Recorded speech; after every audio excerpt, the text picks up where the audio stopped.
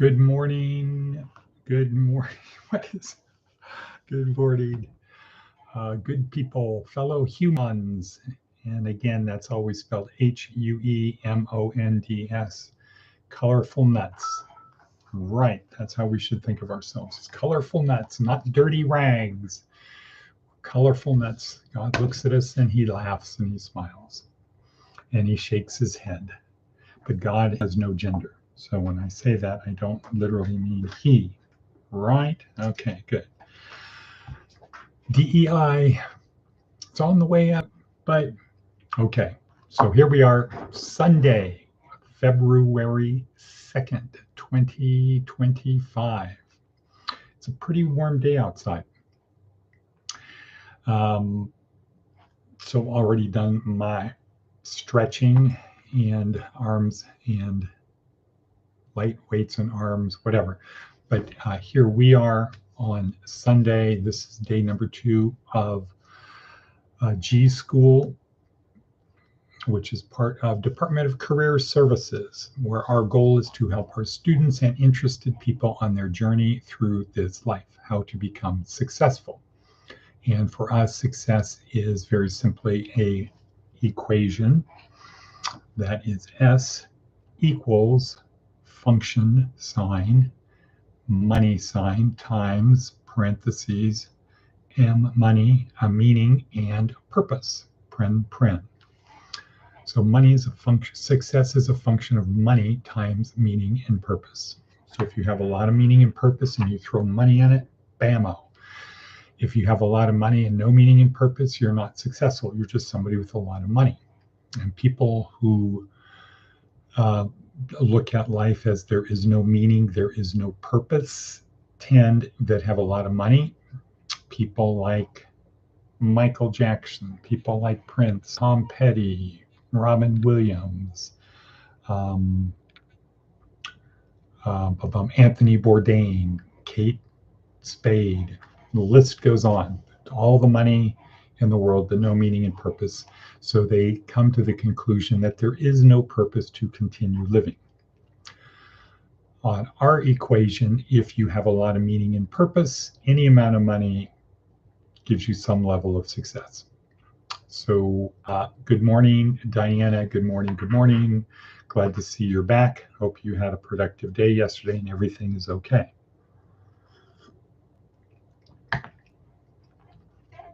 So our purpose is to help our students and other people become successful. Boom. How do we do it? How do we do it here? How does this do it?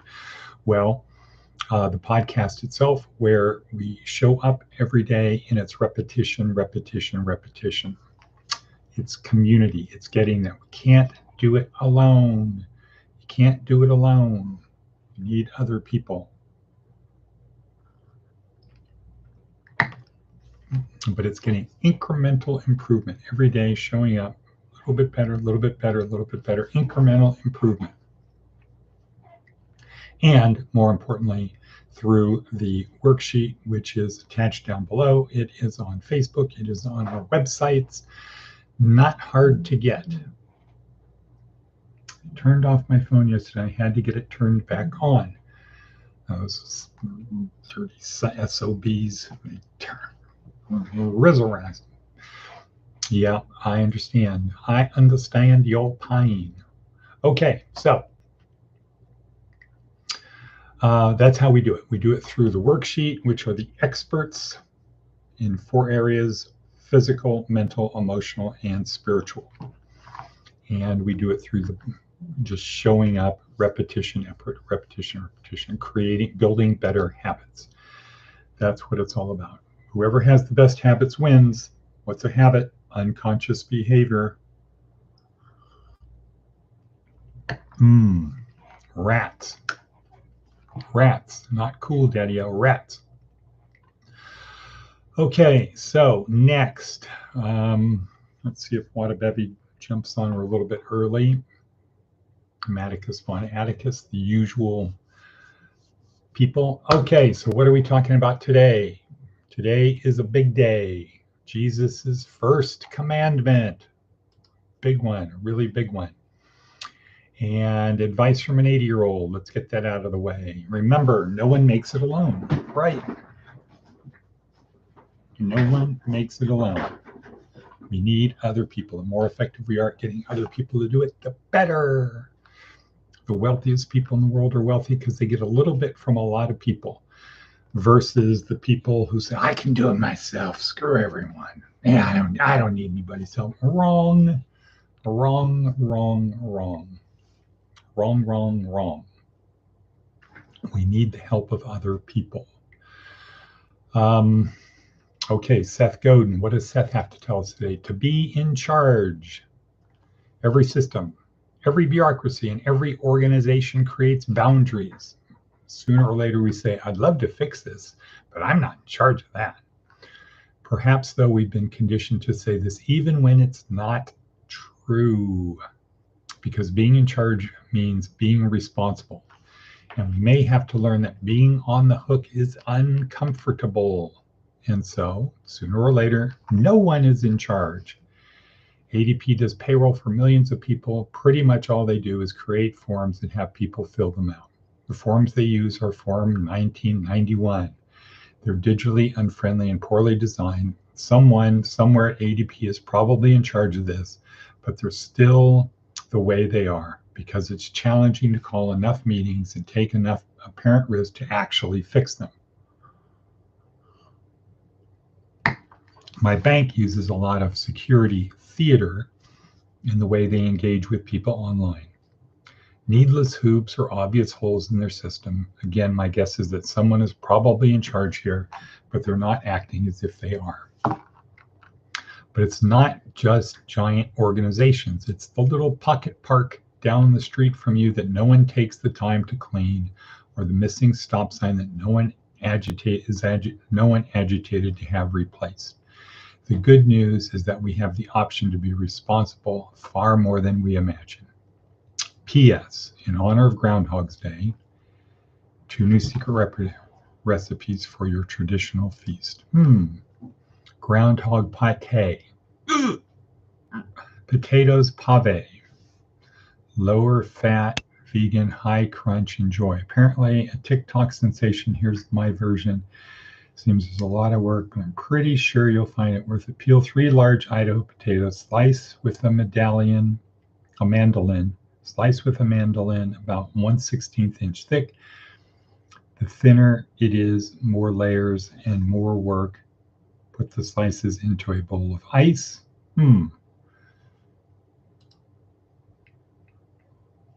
Of ice water, make sure they're separate. Meanwhile, make a slurry of 1 cup sweet potato starch, 1 cup water, get rid of the lumps, blah, blah, blah, brownie style loaf, blah, blah, blah, blah, blah, blah.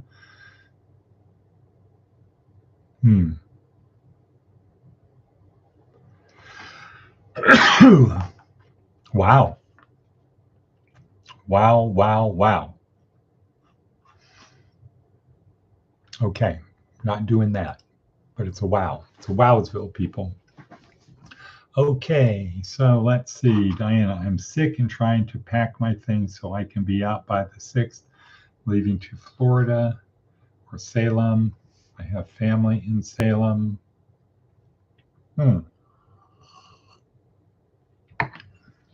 What part of Florida? I ask. Okay, but let's get to it. Let's see if there's anything else on our hit parade. Today's TED Talk, Amy Cuddy, Your Body Language. Yeah, this was, maybe still is, the #1 TED Talk of all time. So we're used to other people's looking at people's body language, right? What is their body language saying to me? And then we can take it to the next level and say, well, what do I want my body language to say to you? Do I want to be aggressive? What do I want my body language to say to you? But the next level that Amy Cuddy studied at Harvard was, what does my body language say to me? How can I program myself through my own body language to myself? Wow, cool, Daddy-O. All right, so that's Amy Cuddy. So that's another good one, must see. But let's get to the #1 thing we're going to talk about. Okay, good, Tampa. What I want to talk about is Jesus's first commandment. So here in G.school, we try to keep things very minimalist, from the bottom up theology. So what does that mean? Minimalist. What's the minimum stuff we need to know to head down our road to have the best possible outcome when we transition, when our transcendent soul moves on? How to best prepare for that? What's the minimalist thing we need to do? Not the maximalist, the minimalist thing we need to do. So our focus is minimalist, from down below going up. The traditional model is from the top down. There is a God that created everything. And then, of course, we run into Clarke's fourth law problems all over the place. For every expert, there's an equal and opposite expert. So minimalist, from below. Not using the Bible as proof that the Bible is true. So we can't say anything is true because the Bible says it's true. That doesn't make it true. And you run into the trap that if we say, well, everything in the Bible is true, it's, well, what about this? What about that? Should we go back to stoning prostitutes? What about these things?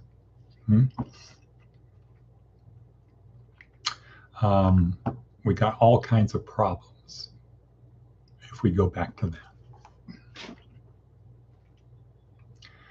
So, minimalist. What's the minimum we need to do to get started on the path to maximize the outcome, the next step for our transcendent soul? That is our approach here. And the question would be, is there reason to believe Jesus is the creator incarnate? Well, if he lived, died, the life, death, and resurrection, those are the three areas we focus on regarding Jesus: life, death, resurrection. Life, death, very solid evidence that Jesus of Nazareth lived and was crucified. Pretty good evidence for that outside of the Bible. The resurrection is the thing. And if the resurrection is true, it's a whole new ballgame. Is there reason to believe the resurrection is true? Yeah. Christianity, number one. How it blossomed. Number one. How you went from some goofball, scared disciples to courageous people going out proselytizing everywhere. So good reason to believe, from the history that's in the Bible, there's good reason to believe that's true. But we can't use the Bible as sole evidence it's true. And so are there any relics? Is there anything left? Any evidence, any hard evidence? And the best hard evidence we have is the Shroud of Turin. And basically, the key things to know that are indisputable, irrefutable, are that it's had a consistent chain of custody for about the last 500 years. And carbon dating puts it at least 500 years old.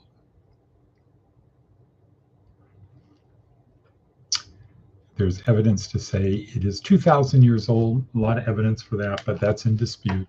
But there's no dispute on how long it's been had a chain of custody, that it's been known where it has been for 500 years, and it's at least 500 years old. The challenge, the thing that makes it so compelling as evidence, is we don't have the ability to recreate it. We don't know how it was made. We don't have the technology to do it. And the best evidence is that it was a supernatural thing, cold fusion, I don't know, but that it occurred when Jesus went at the resurrection. Let's just say it that way. At the resurrection is when the image got imprinted onto it. So there's an image, there's a cloth, there's blood stains, human blood stains on there that match the description in the Gospels. And there is an image that overlays the blood stains perfectly. And we don't know how to make it. So it's compelling evidence. So in this, there's only two explanations. One is it is what it's purported to be. The other one is some point in the future, they figured out time travel and somebody decided to use technology from the future to go back in time to put this in there. Kind of like the Mother of Guadalupe thing. The tilma, that image. Okay, but so bottom up, is the reason to believe Jesus is the creator incarnate? Yes. If he is the creator incarnate, should we listen to what he says? If he said specific things, and specifically, the specific things he said is, if you want to be one with the Father and I, if you want to have everlasting life, follow my commandments. Boom. Clear, simple. If you believe Jesus is the creator incarnate, and he says, if you want this result, if you want this outcome, if you want this future, here's what you need to do. Should we care about that, Diana? Should we care? If we believe Jesus is the creator incarnate, and he says, here are my commandments, follow my commandments. If you love me, follow my commandments. If we believe he's the creator incarnate, should we do that?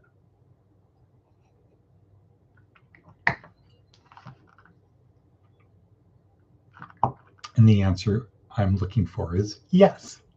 Thank you, Diana. Yes, we should do if we believe he is the creator incarnate. Again, this is from below.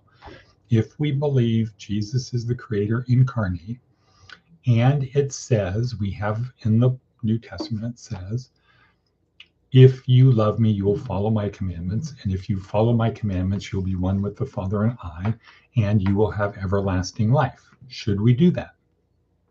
Yeah. Okay. So his commandments, for our purposes, break down to only three major commandments. We're going to focus on the first. Love God with all your heart and mind and soul. Love one another as I have loved you. Now, most people go to Matthew where it says, love one another, love your neighbor as you love yourself. That's not really good, because if you hate yourself, that means you get to hate your neighbor. But in John 15:12 and then 15:13, really makes it clear how to love your neighbor. If you love your neighbor, love one another as I have loved you, to the point to be willing to give up your life for them. And 3, make disciples of all nations. So let's put number 3 aside. Let's put number 2 aside for now and focus on how do you love God with all of your heart and mind and soul. So here's a path to that. Imagine that you have been given the gift of life. Okay, what God gives you is the gift of life. How do you love God with all of your heart and mind and soul? So let's do an analogy. If someone gives you a gift, let's say it's a bicycle, what are their expectations when they decide to give you the gift of the bicycle? What do you say, Diana?